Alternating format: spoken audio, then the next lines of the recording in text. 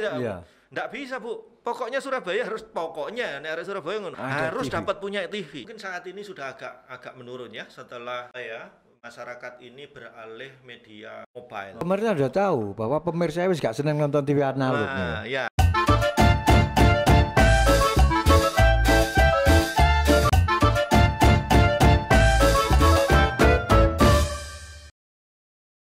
Assalamualaikum warahmatullahi wabarakatuh. Cacakmu, cangkir cakmu kembali hadir. Kali ini saya Abdul Muiz bersama narasumber Cak Heri Cahya Putra, ST. Iya. Assalamualaikum Cak Heri. Waalaikumsalam warahmatullahi wabarakatuh. Ya, apa kabar Rek? Alhamdulillah. Alhamdulillah. Ya iku malu cakmu. ST ini enggak ada W. Jadi ketok tuwek nek gawe W. STB. Iya. Iya. Iki nek lulusan ITAT ngene iki. Celelean ya. Lulusan ITAT jurusannya jelas elektro. Iya. Pakai kesetrume iki. Iya. Iya. Cak Heri ini punya background yang luar biasa, istimewa ya. Iya. Jadi begitu lulus sarjana langsung bekerja. Ya, jadi Gak pakai nganggur. ya. Lulusan ITAT padahal ini. Iya, jadi kalau meriwayat itu cakmu, saya masuk ITAT itu tahun 91. Jadi masuk ITAT tahun 91. Alhamdulillah 3 tahun itu mata kuliah sudah selesai. Sehingga sempat melakukan kerja praktek di Jawa Pos. Kau kerja praktek dulu ya? Di kerja praktek di Jawa Pos, masuk ke divisi Research and Development. Iya. Begitu. Nah, karena keasikan kerja, sehingga kuliahnya karena merasa sudah selesai, ya gak mikir skripsi sih lah gitu. Nggak mikir skripsi jamu. Jadi iya, ditinggal gitu aja, belum lulus memang karena mata kuliah sudah habis. Terus gak mikir skripsi engko ae toh. Akhirnya ya gitu. Untung gak di DO. Iya. Gitu. Jadi alhamdulillah yang jenengan sampaikan tadi begitu lulus langsung masuk ke Jawa Pos. Gitu ya. Ya. Bidang masuk ke Research and Development. Kemudian gitu. kok bisa ujuk-ujuk ke Surabaya teman-teman. Ya. Ke broadcasting ke JTV Ya. sebagai apa? Di JTV awal masuk jari arek Surabaya tukang solder istilah gitu. Dandani gitu. Iya, wong arek elektro. Iya, tapi ya berangkat balik lagi bahwa saat di Jawa Pos saya di development sempat ditugaskan tahun 94 itu ada HPN, Hari Pers Nasional di Manado. Itu membuat koran elektronik. Oh. Itu. Jadi alhamdulillah bentuknya apa koran elektronik ini? Cikal bakal dari media online sekarang, portal. Jadi itu cikal bakal. Jadi waktu itu tahun 94, ini nyebut nama enggak apa-apa ya. Pak Dahlan sudah memberi signal bahwa koran cetak ini akan turun, tapi tidak akan hilang. Begitu. Nah, 94 sudah ada prediksi seperti itu. Seperti itu. Pak Dahlan sudah menyampaikan di forum rapat akbar karyawan. Mungkin kamu ingat ya, waktu itu Pak Dahlan, silakan kalau mau yang mundur dari Jawa Pos, hari ini saatnya, karena Jawa Pos tidak tahu masa depan karena harga kertas saat itu naik, sehingga Pak Dahlan berasumsi bahwa kelangsungan hidup cetak akan berat karena kalau harga kertasnya naik, karena koran itu mati hidupnya dari kertasnya. Sak hebat-hebatnya berita nih, nek kertasnya larang, ya susah kan gitu. Jualannya jadi mahal. Langsung diprotek ya. Iya, berbekal dari situ Pak Dahlan menginstruksikan teman-teman Research and Development untuk berpikir bagaimana membuat terobosan agar Jawa Pos ini punya media alternatif. Betul, begitu. Dan tercetus lembik membuat koran elektronik. Ya. Jadi orang tidak perlu membaca secara fisik, tapi kita sediakan kiosnya. Jadi kayak mesin ATM begitu. Jadi cikal bakal ATM itu sudah kita pelajari, Cakmu. Equipmentnya, mahal sekali. Ya, apa jadi yang diperlukan? Ya, jadi kita saat itu memang riset bagaimana koran itu bisa dinikmati lewat media selain koran, selain kertas. Jadi kita bikinkan kios, di situ ada monitor, ada komputer yang touchscreen, kita akan tempatkan di bandara, di tempat-tempat strategis. Ya bisa baca di situ. Nah, medianya komputer ya? Medianya komputer. Saat itu search engine-nya masih namanya Netflix. Netscape bukan Netflix, saya koreksi. Netscape. Jadi kayak e-paper gitu sekarang ya. Netscape itu cikal bakal dari Google Search. Jadi itu search engine. Ya. Jadi Netscape itu search engine dan sekarang sebelum Netscape ini dikalahkan oleh Google, dikalahkan dulu oleh Yahoo. Yahoo Search. Netscape-nya habis, hilang sampai sekarang sudah nggak kepake. Sama sekali. Yahoo masih ada. Begitu datang Yahoo, Netscape hilang. Yahoo datang itu tahun 90-an, terus Google datang. Dan sekarang Yahoo juga sudah mulai ditinggalkan orang. Berangkat dari situ sempat diresmikan oleh Pak Harto di HPN itu, sampai Pak Harto nanya, ini ada apa lagi Jawa Pos? Karena Jawa Pos itu selalu ada yang baru. Nah, motonya itu selalu ada yang baru. Apa mana inovasi? Itu. Jadi Jawa Pos itu zaman tahun 90-an memang sangat-sangat dinanti orang. Meni ono apa meneh ning Jawa Pos? Ono apa meneh itu satu tentang isi beritanya, yang kedua teknologinya. Jawa Pos juga membuat cetak jarak jauh. Itu tim riset and development-nya Jawa Pos yang membuat pertama kali. Dan itu Cak Heri yang membuat saya ngundang orang-orang yang punya histori tentang inovasi-inovasi. Betul. Karena dari tagline-nya kan jelas, Cangkir Cakmu itu berpikir juga ada inovasinya, ada edukasinya. Lanjut setelah itu pindah-pindah ke divisi yang lain di Jawa Pos. Sampai terakhir sebelum munculnya TV itu tahun 98 sudah ada portal namanya posmo.com. Portal berita namanya posmo.com. Dan alhamdulillah saya dipercaya untuk mengelola itu. Dan pertama kalinya posmo.com mendapatkan iklan dari luar negeri sebesar 10.000 US dollar dalam 1 bulan. 1 bulan, ya. Tidak pakai kertas, tidak pakai. Ya. Ada yang pasang iklan dari lupa saya dari luar negerinya mana. Placement dibayar US dollar. Simple. Ya, betul. Duitnya. Betul. Memang kontennya di posmo.com itu agak rada jorok lah. Bukan, kalau posmo.com itu cenderung ke klinik. Jadi pengobatan segala macam, klinik. Justru diminati sama luar negeri. Searching. Iya. Banyak kan dari luar negeri. Itu bentuk tulis ya? Portal. Jadi posmo.com itu ada cetaknya, ada portalnya, ada media online-nya begitu. Oh, jadi 2 edisi. Iya. Tapi yang banyak diminati memang di portalnya, karena portal itu tidak terbatas. Iya. Dan apply paling gede daripada cetak tadi. Betul, subscribe-nya tinggi saat itu saya lupa, sehingga orang berani pasang 10.000 US dollar per bulan. Itu pertama kali. Itu bentuk iklannya apa? Slide di atas gitu, banner gitu. Oh, di bannernya. Di banner. Di situ. Terus tahun 99 saya ditugaskan oleh Jawa Pos untuk membuat televisi nasional. Gitu. Jadi ada proposal, ada dari kamu sekarang ditugaskan untuk membuat proposal TV nasional. Jadi awal-awal TV itu ada 5 selain TVRI, jadi ada 6 sama TVRI. Terus ada tambahan 5 baru lagi lah. Jawa Pos mau masuk di situ.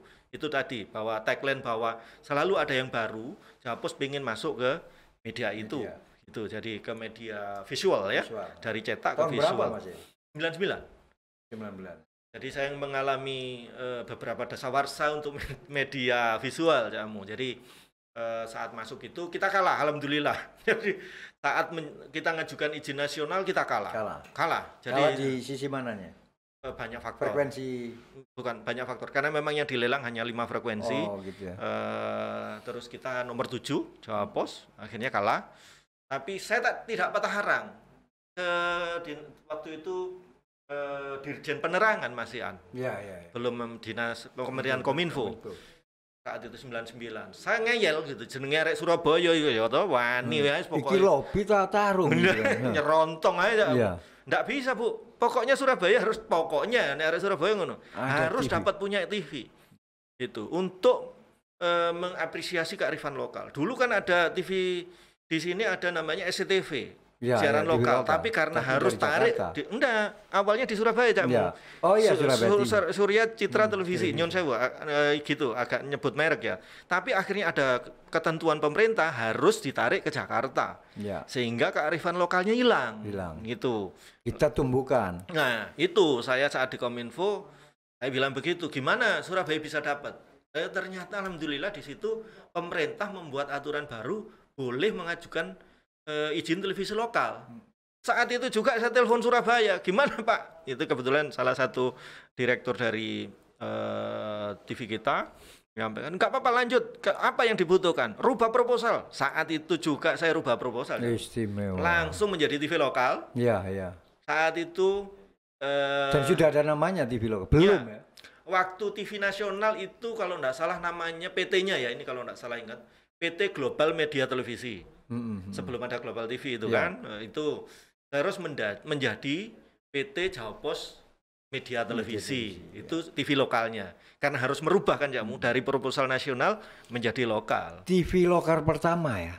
TV lokal pertama yang berizin pertama. Di Indonesia? Di Indonesia. Di Indonesia. Iya, iya. Ya, berangkat dari situ. Ya, sebagai petarung dan pejuangnya, perintis termasuk. Ya. Yang membuat proposalnya, alhamdulillah saya dipasrai semua dari mulai awal sampai akhir proposal itu, proses perizinannya saya diserai sama perusahaan, sama Jawa Pos, sama Pak Dahlan, sama senior saya untuk ngurus itu. Nggak mau tahu gitu toh, nggak mau tahu harus keluar izinnya. Iya, Di Jawa Pos kan gitu. Kok mentalnya kenceng ngono ya apa ceritanya? Pokoknya instruksinya gitu. Bonek kan. Lah istilahnya. Iya, istilah saya kalau di Jawa Pos itu nyun sewu kalau salah. Di Jawa Pos itu kita, terutama teman-teman yang senior, saya melihatnya begini. Kalau rembo perang digawani gladi nek nang Jawa Pos digawa itu sok gigi. Ya apa carane perang lawan iku kudu menang kan ngono. Tusuk gigi. Iya. Nek bambu runcing dawa. Lumayan. Tusuk gigi. Iya, ini analogika bahwa kemampuan orang di Jawa Pos itu mendidik bahwa kemampuan orang tidak didukung dengan finansial yang besar, tapi dengan inovasimu kamu harus menang kan begitu. Mbok carane mbok itik-itik pasukan iku kalah kan gitu. Tapi ya itu tadi balik lagi bahwa itu Jawa Pos mendidik mentalitas dari karyawannya itu pejuang. Bertarung dan kudu menang. Betul, dan kudu menang. Kamu kan juga merasakan begitu. Iya, iya toh, kalau boleh kudu perang sampai mati kan begitu. Itu di Jawa Pos. Menang dan juara. Betul. Dan di Jawa Pos memang mencetak orang-orang seperti itu kan begitu. Nah, terus berjalannya waktu akhirnya sampai dengan Jawa Pos itu terakhir saya urus mungkin sekitar 80-an mungkin televisi. 80 lokal, ya. Lokal. Mungkin insya Allah begitu. Duit ono ta iku. Nah, itu diserahkan ke masing-masing daerah. Beda dan dengan itu yang kerjasama lain. dengan media-media lokalnya. Betul. Bukan? Bukan, tidak ada kerjasama. Diserahkan Pak Dahlan menyerahkan kepada cetaknya untuk membuat media lain begitu selain koran kan begitu, cetak ya, media cetaknya. Karena Pak Dahlan tahun 94 sudah menyampaikan bahwa umurnya cetak ini tidak akan panjang nafasnya gitu. Udah melihat begitu Pak Dahlan. Makanya disuruh membuat media yang lain kan begitu supaya tetap menjadi kekuatan media terbesar begitu. Sebagai ujung tombaknya media besar cetak nih ya. Media cetak. Kemudian Cak Heri ini diberi kepercayaan, diberi mandat, diberi tongkat. Ya itu tadi bukan tongkat sih, apa? Tusuk gigi. Tusuk gigi itu. Dengan modal apa? Bisa membuat TV di 80 kota ya? Ya, jadi saya diamanahi, saya kan alhamdulillah basicnya dari teknologi elektronika, dari teknologi Aditama Surabaya, dan memang punya passion di telekomunikasi dari kecil. Jadi wis mulai utek-utek kayak handy talkie segala macam gitu kan. Orang orari. Keren. Saya juga saya orang orari juga, sempat punya call sign. Nah, apa call jadi cilik? Yankee Delta 3 XT India Foxtrot. Iya. Nah, itu model dari itu ya. Betul, karena Bapak dulu juga seorang jurnalis dan tentara ya. Ya, saat di tentaranya di telekomunikasi juga yang bawa radio itu Cak. Iya. Jadi beliau sangat memberi warna dalam hidup saya. Nah, kalau kamu tanya, oh modalnya apa gitu. Iya. Saya ditugaskan, Her, saya nyebut nama aja senior ya, beliau ini Pak Imawan. Her, aku tolong gawekno nek TV nasional iku modalnya gawe TV iku 350 miliar. Tolong gawekno paketan. Kayak rumah ngono iku jamu, ono RSS, ono RS, ono rumah sangat sangat sederhana begitu. Jadi kita bikinkan paketan. Gitu. Teman-teman yang punya modal berapa? Saat kita rapat triwulan di Jawa Pos, ada duit piro gitu. Iki lho ono paketan RSS, ono RS gitu. Jadi kita ono sekecil-kecilnya hasil sing gede ya. Karena secara teknologi hasil output di layar rumah pemirsa itu tidak tahu itu apakah alat yang canggih ataukah alat yang mungkin embongan syutingan manten kan begitu. Tapi inti dari visual itu adalah konten. Ya. Kalau kontennya baik, digoleki jamu. Ya. Gitu. Duplikasinya dari mana? Ketika mengembangkan 80 TV, pasti dari JTV. Ya, jadi JTV itu mengawali dengan modal yang tidak besar waktu itu dan membeli alat-alatnya juga dari second. Kita cari second gitu kan, karena memang Jawa Pos melatih kita ojo manja gitu jamu. Pertama kali tayang itu berapa jam? Jawab JTV ya, JTV tahun 2000, insya Allah 2001 November itu mengudara pertama kali dengan kekuatan pemancar cuma 1 kilowatt. Iya, nek rapat triwulan diguyu. Kebiur di sini. Iku sak RT wis tutup. Tak hilang kan begitu. Iya. Dan saya juga sempat ditegur sama konsultannya Jawa Pos ngerusak estetikanya Grapena gitu. Karena tak takek kono gitu loh. Mencari salah jalan. Iya, gak oleh segala macam. Nggak bisa. Kita gak punya modal mau apa? Kita tetap harus memancar. Berapa miliar memberikan pemancar itu? Kalau nggak salah awal itu modalnya ya tidak lebih dari 10 miliar kita. Terus ngunggahno itu berjibaku hari? Kita. Jadi ada awal itu ada kurang lebih 25 orang karyawan baru. Ayo narik kabel mulai nanti bawah setinggi Grapena itu 88 meter gedungnya ditambah tower itu kurang lebih 50 meter. Jibaku jamu ngunggahno narik liwat tondo tangga darurat iku. Dan itu semangatnya arek-arek itu luar biasa, arek-arek JTV awal pertama kali. Tapi ternyata juga tidak efektif ya ketika di. Ya, memang kalau televisi. Kan ada frekuensi area di daerah Menganti. Betul. Ya? Kalau televisi itu memang harus tersentral, sehingga arah antena pemirsa tidak ke tempat yang lain, jatuh dari menuju. Kalaupun misalnya di Sambisari, semua kan terkumpul di Sambisari. Ya. Itu harus di dekatnya atau di antaranya. Kalau di Grapena itu menjauhi. Sehingga yang paling efektif adalah Sidoarjo dan area Grapena Greater dengan kekuatan cuma 1 kilo. Tapi lambat laun di tahun 2004 kita sudah mulai sok didelok. Iya, mulai nambah power 20 kilo. Ya. Sekarang sudah mungkin Jawa Pos itu sekarang JTV itu 60 kilo. Nggak perlu mindah tower ke. Dipindah akhirnya. Akhirnya mindah. Ya, di Grapena akhirnya dipindah ke Sambisari. Dengan ketinggian 170 meter SST single. Baru efektif ya. Ya, self support tower baru efektif dengan power 60 kilo di sana.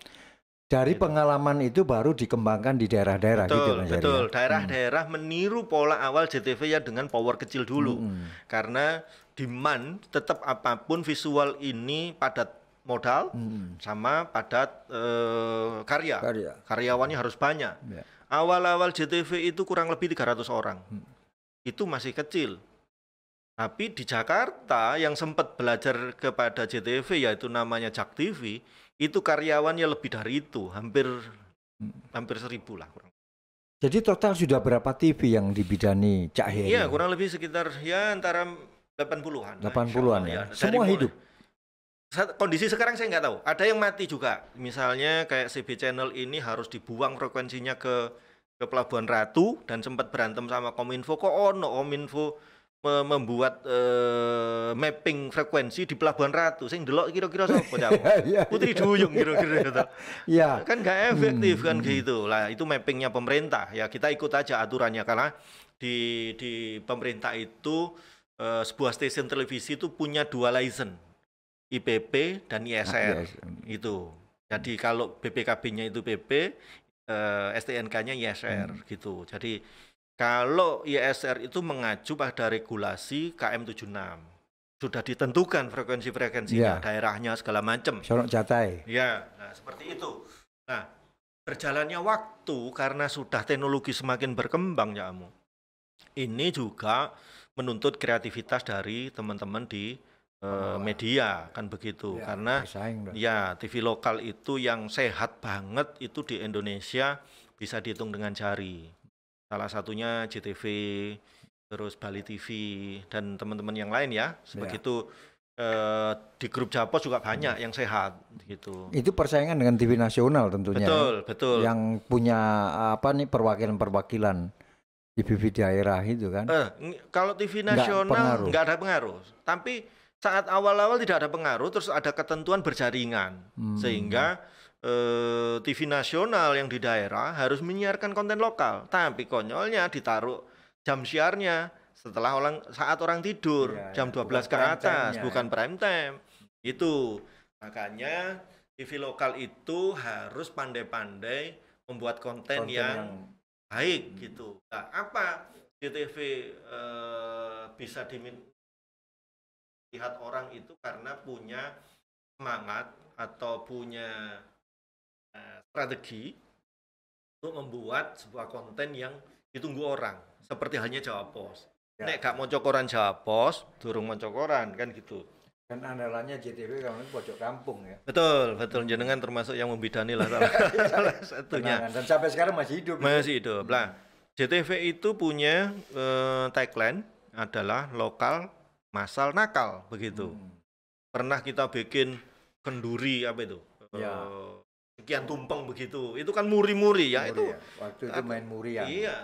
Butuh kreatif. Jadi kalau TV lokal harus semua TV lah. Tidak hanya lokal. Nasional juga orang betul-betul orang kreatif. Kayak OVJ, itu niru kita dulu, Nyun Sewu. Itu dari Kentrung Funky, kita punya namanya Kentrung Funky. Karena Kentrung Funky orangnya lokal, sehingga tidak sebesar OVJ. Alhamdulillah OVJ bagus. Becak segala macam. Pak Kajisu. Termasuk ini Udara Tista itu. Nah ya, itu stasiun apa? Goyang Indul kalau ya, itu di THR waktu itu. Top itu. Iya, di THR. Copet sama produsernya gitu. Itu ya, perkembangan terbaik apa teristimewa ketika Anda mengelola sekian TV ya, di seluruh Indonesia ini tahun berapa itu puncak-puncaknya? Ya, kejayaan TV lokal itu mungkin saat ini sudah agak menurun ya setelah masyarakat ini beralih media tontonnya ke mobile. Ya, setelah 4G itu kan 5 tahun terakhir ini kan mulai kenceng segala macam. Jadi di 2010 itu oke ya. Sudah menyiapkan nggak TV lokal dengan keberadaan yang semakin? Ya, sekarang sudah mulai mengikuti. Ya, sudah mengikuti ya. Dari 80. Ya. Ada yang bisa mengikuti, ada yang tidak. Mungkin yang besar-besar mengikuti ya karena teknologinya juga tidak murah. Ya, perkembangan teknologi analog ini kan sudah mulai terancam. Betul. Jadi gimana mereka melakukan perjalanan? Ya, jadi teknologi analog ini tidak hanya secara peralatan, juga secara media distribusinya. Jadi kalau perangkat siar itu kan kamera, editing segala macam. Kalau kan kamera harus dipanggul. Iya, gede-gede gitu kan jamu. Iya, sak gegem tok gitu kan cukup. Nah, juga media distribusinya. Media distribusi adalah pemancar dan ini aset termahal yang dimiliki. Betul, yang dimiliki oleh stasiun televisi. Iya. Jadi aset termahal miliaran jamu. Satu tower itu waktu itu setinggi 170 meter kurang lebih sekitar kita bikin yang lokal 2,5 M. Itu tower ya. Towernya. Belum beli lahannya, belum beli. Ya, beli kita. Rata-rata beli. Ya. Kalau kita nggak mampu beli, sewa, belum gensetnya, belum bangun gedungnya. Equipment yang mahal lagi adalah pemancar yang ada di situ.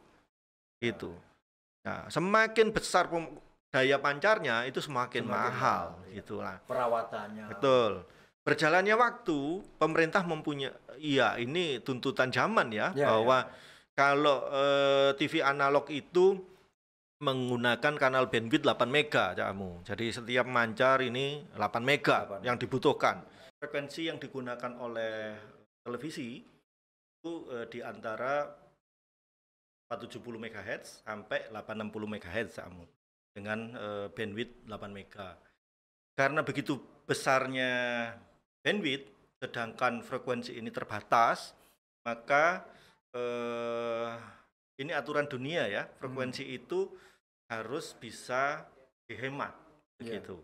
Ya, broadcaster ini harus menghemat frekuensinya, tidak di 8 mega, digeser menjadi kalau bisa lebih kecil lagi, begitu. Nah, frekuensi yang lainnya akan digunakan oleh teknologi yang lain. Nah, terus ITU sudah mendeklar bahwa teknologi terbaru itu tidak hanya di televisi, di radio yang menggunakan frekuensi pun itu harus migrasi ke digital. Kalau radio itu istilahnya DAB, Digital Audio Broadcasting. Kalau televisi itu ke DVB-T2. Pemikiran itu mulai kapan? Itu muncul, jadi pemerintah memberikan sosialisasi itu kepada seluruh stasiun televisi itu kurang lebih di 2013-an mungkin ya, 2013 mulai sosialisasi, kita diundang, kita memberikan masukan segala macam, sampai ya saya sempat juga bicara di situ.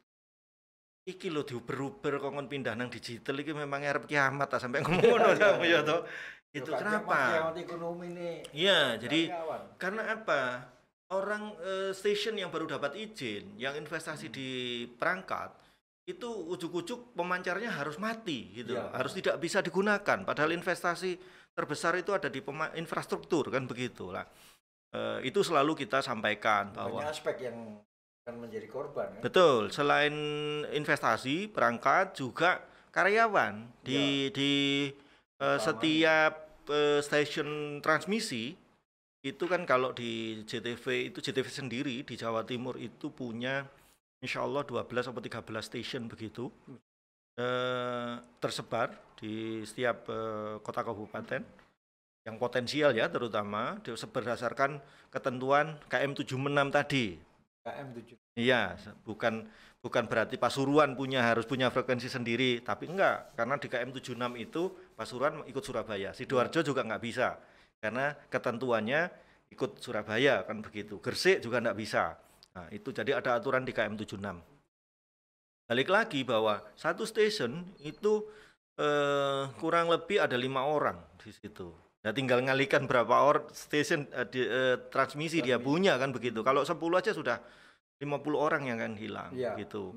Nah, balik lagi setelah sosialisasi tetap pemerintah akan melakukan analog switch off. Jadi stasiun transmisi yang menggunakan media distribusi analog ini harus mati. Nah, terus bagaimana dia siarannya? Nah, pemerintah melakukan lelang untuk pengelola multiplexingnya. Jadi pemancar itu akan dimiliki oleh perusahaan sendiri yang memang menyediakan infrastruktur digital. Yang kalau setahu saya untuk wilayah-wilayah tertentu bisa sampai 5 atau bahkan 6 multiplexing yang ada di situ. Satu multiplexing itu bisa diisi sampai 16 stasiun televisi. Jadi persaingan televisi semakin tajam gitu. Jadi misalnya Cak Amu atau Jatim News ini pengen masuk di situ, boleh asal punya IPP-nya kan, izin prinsip penyiarannya. Itu boleh. Nanti masuk ke salah satu kanal. Jadi kue iklannya tetap, tapi dibagi sekian banyak stasiun. Lah anggaplah satu kanal itu 16 misalnya begitu. Jadi kalikan berapa penyedia multiplexing. Kalau penyedia multiplexingnya 5 ya kalikan 5. Jadi padahal cost production-nya luar biasa dari satu. Betul, tapi secara cost operation pemancar paling besar Jamu. Jadi selain kalau TV itu setahu saya bahwa cost yang harus dikeluarkan selain biaya bikin program, konten dan overhead office juga perangkat transmisinya itu listriknya mahal banget, belum kalau sewa itu. Tapi dengan masuk sewa ke multiplexing itu hanya kalau daerah kelas A begitu, zona A itu sekitar 50 jutaan sewanya. Per bulan sudah termasuk listrik sak pemancar ya. Dan Anda pernah menjadi direkturnya di CB Channel Depok. CB Channel Depok ya. Itu perlu budget berapa operasional untuk?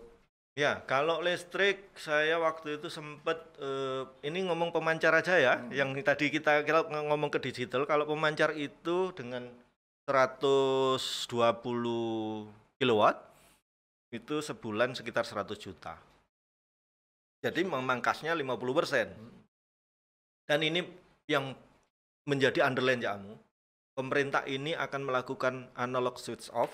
Sekarang sudah terus didengungkan di TV-TV situ itu. Dan endingnya sampai bulan apa? Ya, jadi analog switch off itu akan dilakukan tanggal 2 November 2022. Tahun ini berarti? Tahun ini. Tahun politik istimewa. Sesuai Undang-Undang Nomor 11 Tahun 2020. Ya. Jadi analog switch off-nya, jadi bagi pemirsa Jatim News.id, kalau TV-nya masih analog, ya siap-siap tidak bisa menerima siaran televisi, harus membeli set-top box. Nah, set-top box itu ya itu solusinya. Kalau TV-nya belum digital, harus membeli set-top box. Berapa lagi anggaran yang dikeluarkan? Yang paling murah sekitar sekarang ini 250.000. Murah? Ya, itu 150.000. Kondisi pandemi Pak Jamu akeh PHK, ya larang tetep, mending gawe nempur beras gitu. Sik lumayan kan gitu.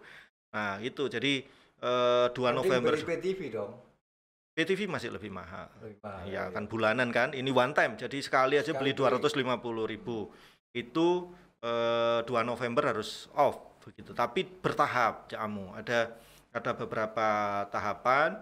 Kalau saya lihat di sini itu ada 3 tahap. Ya, jadi tahap pertama itu sebentar, saya tidak keliru ini. Kalau keliru disemprit kampung gitu. Kalau menjadi keputusan ya Mbak. Iya, sebentar. Maaf, ini harus lihat. Terpek istilah yang ngono. Iya.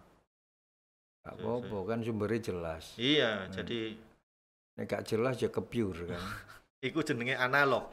Jadi kalau TV analog itu bedanya TV analog sama digital. Ya. Kalau analog itu kalau di rumah misalnya antene rada elek titik gitu, bleret gitu, si kepiur gitu. Kepiur istilah bahasanya gitu.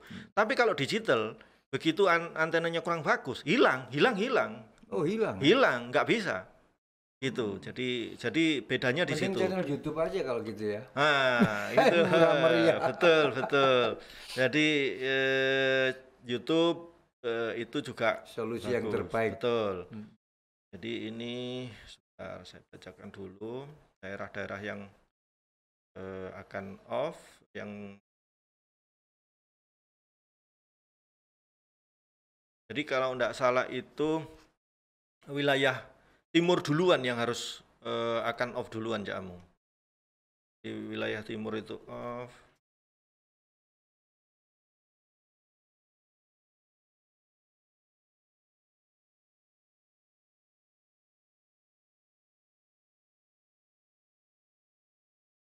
Jadi tahap pertama itu 30 April 2022.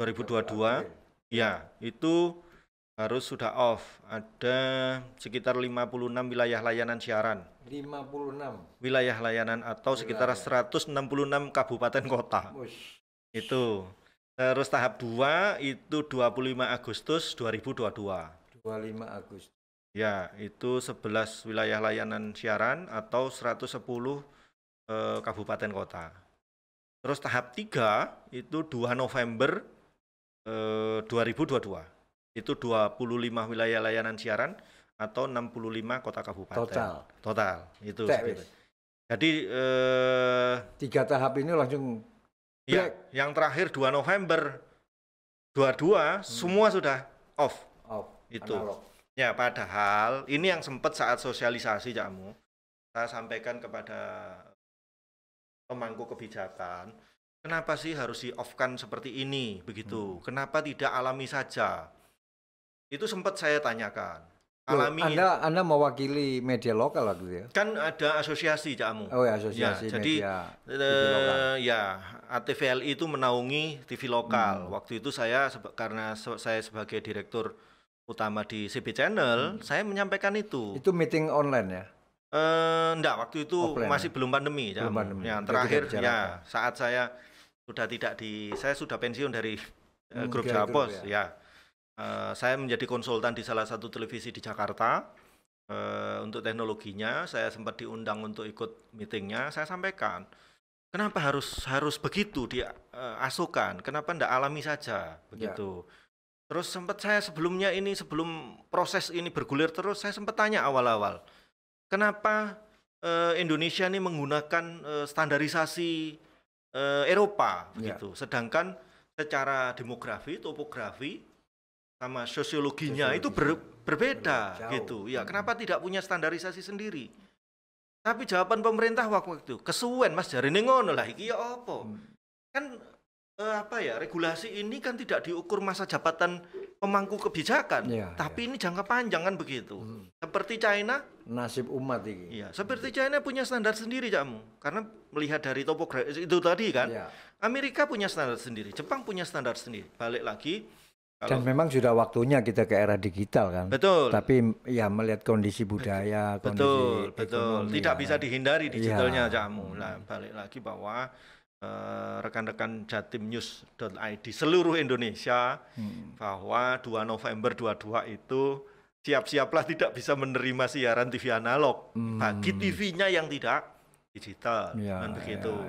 Nah, itu tahun politik. Saya tanya balik lagi bahwa kenapa harus di-off-kan gitu kan. Lah, sedangkan ini tahun politik. Masyarakat kan butuh informasi begitu. Sedangkan frekuensi ini kan ranah publik. Tidak boleh dipangkas seperti itu kan begitu. Dan pemerintah menyampaikan. Gini, waktu meeting itu Pak Jamu, pemerintah itu punya data bahwa televisi yang ada sekarang ini, TV yang gede-gede ini pokoknya sampai di rumah total kurang lebih 50 juta perangkat. Kadung wis tuku anyar awak di TV yang ada. Ya. Tapi pemerintah itu mewajibkan setiap multiplexing itu pemenang multiplexing memberikan set-top box 3 juta. Gitu Cakmu. 3 juta set-top box mewajibkan untuk diberikan kepada yang tidak mampu. Subsidi lah. Iya, itu bagus kebijakan pemerintah. Tapi seberapa cepat untuk mendistribusikan itu? Kan begitu Cakmu. Mulai sekarang mungkin sudah dibagikan kan? Nggak tahu siapa yang November ini cepet. Awak dewe gak oleh soalnya. Iya, soalnya nggak internet. Iya, nah kategorinya seperti apa? Saya tanyakan begitu, gitu kan. Nah, itu ya tetap pemerintah punya pemikiran sendiri bahwa tetap harus berjalan meskipun kita sampaikan bahwa ini tahun politik. Kenapa gak ngenteni aja sih mari Pilpres misalnya 2024. Atau pemerintah sudah tahu bahwa pemirsa wis gak seneng nonton TV analog. Ya, balik lagi bahwa sekarang itu media itu terutama media televisi sudah mulai tergerus dengan adanya kayak ngene iki, podcast-podcastan ngene iki. Orang seneng-senengan. Orang sudah mulai beralih kepada gadget untuk melihat TV pun dari sini karena TV-TV yang sudah mapan itu sudah punya channel streaming sendiri itu. Jadi mereka punya channel itu. Berarti terkompetisi alam ya? Iya. Ya alamiah lah. Betul. Nah, kebetulan kemudian bukan dijebak, dibuatkan aturan-aturan main untuk agar tidak kedaluarsa rugi. Iya. Kejongor-jongor lebih itu. Terus investasi perangkat pemancar ya apa? Ya ditimbang ya gak ono regane ya toh. Kayak pasar lah. Iki ape diganti anyar kok gak kobong-kobong, diobong ae wis mesti. Mbok iku. Jarene ono sing ngono. Iya, jadi artinya kayak ngono sepatene analog iki supaya ndang menuju ke era digital yang sebenarnya. Iya. Digital sing sesungguhnya kan iku mau tetap harus menggunakan alat-alat yang membuat konsumen ini harus menyiapkan dana lagi, spend money lagi 250. Dan belum tentu tayangannya selera anak sak keturunan sak putu-putu ya kan. Betul. Ya. Nah, di kanal digital itu sudah banyak pilihan jamu. Ada yang khusus olahraga, ada yang khusus fashion. Sudah. Jadi PH kita sebut PH aja, ya. Bukan stasiun TV karena PH pun bisa masuk ke situ. Jadi anggaplah itu production house karena di situ tidak punya ISR kan.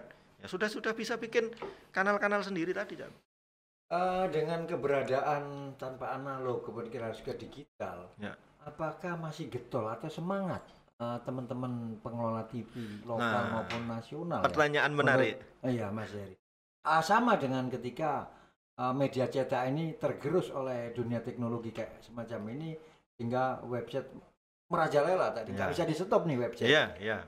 Gimana di sektor broadcasting ini? Ya, pertanyaan menarik kamu. Saya sempat konsultasi dengan Kementerian Kominfo. Bagaimana perizinan terhadap media-media online ya, artinya portal-portal berita semacam itu. Jauh ini belum ada aturan. Yang menggawangi memang Dewan Pers. Jadi sebuah station atau media online itu harus registrasi dan sudah memenuhi standar kelayakan yang ditentukan oleh Dewan Pers gitu. Itu rambunya. Jadi yang sempat saya tanyakan karena kan banyak portal-portal berita ini syukur ngantemi wong gitu kan, model nyun sewu, model apa istilahnya nek Surabaya wartawan botrek. Bari ditulis ngelundas ya. Iya, gak hanya botrek tok, Panadol bareng itu. Boleh anu ya, Panadol kan bukan merek kan? Bukan. Iya, itu kan pokoknya anu lah, pil ya. Pil garing ngelundas enggak tambah waras. Iya, jadi begitu jamu. Jadi bagaimana mensiasatinya, maka itu dibuatlah kolaborasi antara media cetak, media online, terus sama radio online. Ya. Itu. Kalau ndak gitu, yo jarene arek Malang, ketam. Ketam. Kadit hidup. Ketam jarene arek Malang. Iya.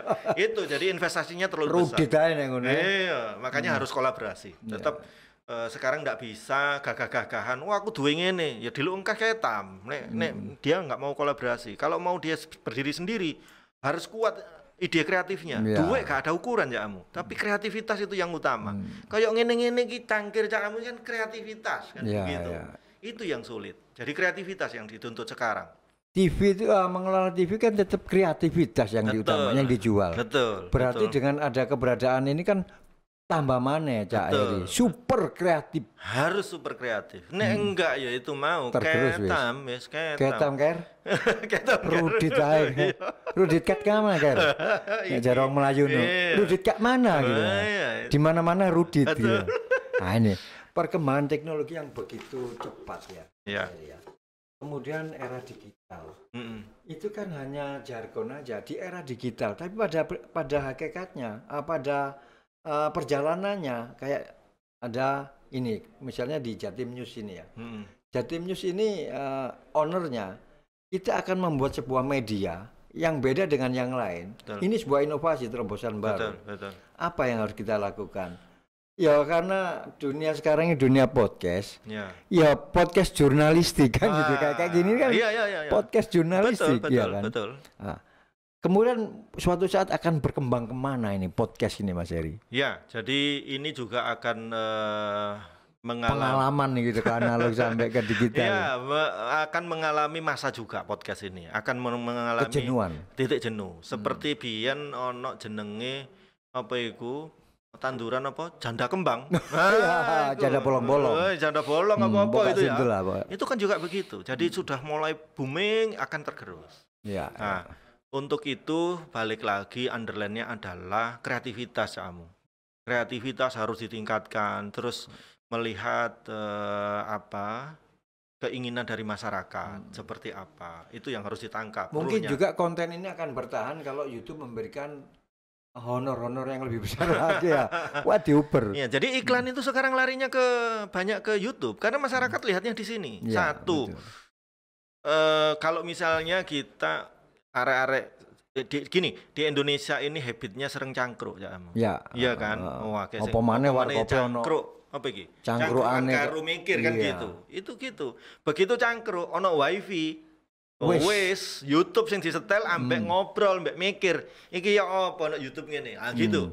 Jadi topik-topik yang viral itu banyak diminati Cakmu. Jadi tidak hanya politik. Iya. Saiki lho channel ono sing duwe channel mancing ae subscribe jutaan. Iya. Jadi duit. Nah, gitu. Jadi kreativitas seperti itu. Foto rupa elek iku jadi. Tapi itu Cakmu. Itu hanya sesaat menurut saya. Jadi untuk memancing orang datang ke apa ya namanya itu saya lupa. Yang depannya N itu. Iya. Itu hanya sesaat. Oh iya, gitu. Cak Heri, selain Cak Heri punya pengalaman di dunia jurnalis, produktivitas di TV, produksi TV, kemudian ada aktivitas apa selain ini? Ya, jadi saya dengar mau ke dunia relawan. Oh iya, jadi Cakmu. Didi. Ya, jadi ya mungkin karena karena dorongan hati nurani, misalnya begitu. Tak jane padha ae. TV ambek dunia yang sekarang baru saya geluti ini padha ae Cakmu. Kan melayani jasa, kan begitu. Kalau TV itu memberikan tontonan dan tuntunan kan begitu, yang baik, yang mendidik begitu. Lah sekarang saya sama teman-teman masuk ke foundation Cakmu. Jadi kita ini ya pelayanan ya. Betul, etok-etoke ngono etok-etoke ya. Etok-etoke simpati kepada saudara-saudara kita lah ya.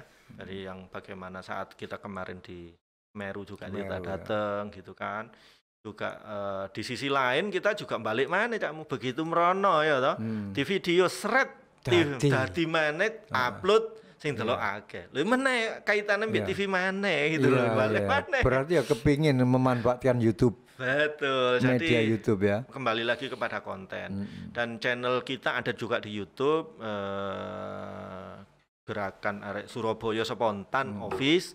Itu memang foundation dan nanti hasil dari YouTube-nya akan kita gunakan untuk kegiatan sosial. Jadi tidak akan kita komersil, ambil betul, tidak komersil tapi kita akan gunakan untuk sosial, pure sosial. Karena banyak saudara-saudara kita ini yang satu belum beruntung, banyak yang satu lagi sudah banyak yang di PHK. Dalam waktu dekat kita mungkin akan melakukan kegiatan sosial berbagi bensin 2 literan. Istimewa. Buat saudara-saudara kita Gojek. Ojol. Jadi semua transportasi online kita hanya yang motor ya. Kalau mobil ya nek 2 liter ya diguyu ya toh. Terus disoting. Nah, begitu. Dipokno YouTube. YouTube mana? Iya, supaya berarti basic broadcasting nggak akan ditinggalkan. Nggak akan ditinggalkan. Walaupun sudah mengarah ke dunia sosial. Sinergi ku mau. Sinergi. Itu. Makanya sinergisitas itu tinggi. Jadi harus ono keterkaitan Cakmu. Selain itu juga ada entrepreneurship di bidang ini, apa? Ya, kita mau njajaki dodolan areng Cakmu. Dodolan areng mbek warkop.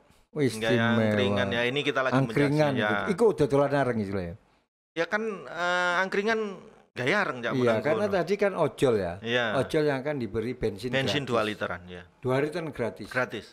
Tiap awalnya kita akan uji ini sebulan sekali. Iki lho nek wis tuwa terus eling bahwa amal jariah itu ono maneh selain ilmu ya. Iya. Apa iki mau? Materi ditokno. Iya. Nah, iku duit tekan ndi kira-kira ojol. Ya, kita akan betul, kita akan teman-teman di Gerakan Arek Surabaya Spontan ini berpartisipasi. Ono sing urun 10.000, gak apa-apa kita terima gitu. Urun 5.000 gak apa-apa. Oh ya, media sosialnya grup WA-nya sampai berapa orang udah ya? Sekarang ini alhamdulillah sudah mulai tinggi lah. Enggak usah nyebut angka, enggak enak. Ya, isi sampai sing liyan ya toh. Yang jelas ada fundraising di situ ya. Betul. Jadi menggali karena kita sudah banyak member di Gerakan Arek Surabaya ini sehingga ada fundraising yang masuk gitu. Jadi mereka tertarik lah yang juragan-juragan duit wis akeh sing nganggur itu didonasikan kepada kita. Iya. Istimewa. Itu. Jadi nanti itu yang ojol itu kita akan kasih itu. Terus ke depan kita akan bikin angkringan itu. Dan itu melibatkan relawan juga. Ya. Relawan kita, ayo masa opo sing bisa kan begitu lah. Itu Kita mulai guide itu. Insya Allah kita akan berkolaborasi dengan salah satu rekan kita yang punya license untuk membangun 1000 angkringan sak Jawa Timur. Istimewa, 1000 angkringan sak Jawa Timur. Iku nek nusu ingin iso keple tangan iku carane arek Jawa ngono itu. Gitu, insya Allah begitu. Insya Allah. Itu lagi kita bahas. Kalau ada yang tertarik mau bergabung, monggo gitu Cak Amu. Jadi kita gerakan arek Surabaya spontan ini tidak memandang suku, ras, dan agama, untuk semua gitu. Jadi nek ngurusi ngene jarene mbah-mbahku biyen le nek awakmu wis merasa cukup manganmu ya toh berbagi yo ambek wong liya gitu. Nek awakmu urip iki mung ngurusi wetengmu tok gak ono artine. Iki lho ketok tuwa ya Heri.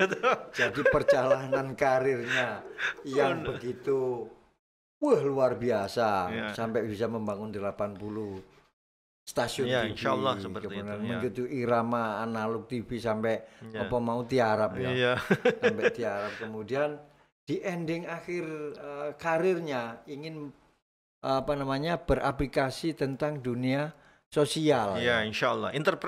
Social partnership ya. Betul. Jadi kalau orang Islam mengatakan, orang Muslim mengatakan, pingin mati Husnul Khotimah. Insya Allah. Amin. Ya Tutup mati sisine Husnul sampai Khotimah loh Cak Amu. Iya, loro. Iku apa? Iya. Bener-bener Husnul Khotimah. Betul Husnul Khotimah. Sobat, tak kira wis cukup lah mbek Cak Heri. Nek diterus-terusno. Yo sampai para isu. Iya, duduk. Mbak Husnul Mbak Khotimah golek awak dhewe. Iya, mangkene kok. Nah, sampean.